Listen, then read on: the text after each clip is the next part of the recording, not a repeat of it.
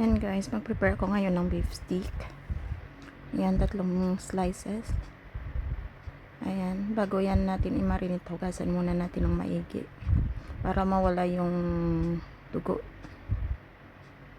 Kasi mas masarap lutuin pag linis na linis. Ayan, dahil frozen to guys. Ayan, matigas pa siya. Ayan.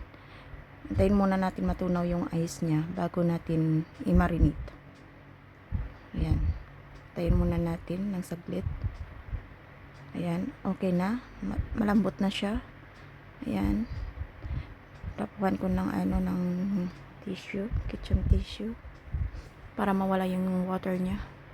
Ayan. Para magda-dry siya konti.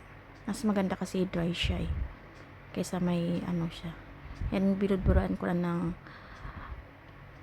pepper, black pepper. Ayan. Tapos nilagyan ko siya ng Himalayan salt and then garlic.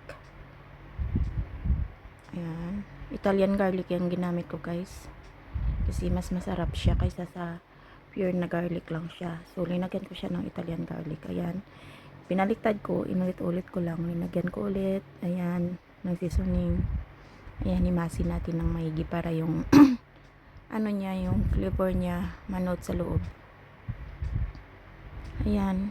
3 ingredients lang talaga yung linagay ko dyan guys, kasi hindi ko nilagyan kung ano-ano pa. Ayan, marinate natin ng 30 minutes. Ayan. Luto na.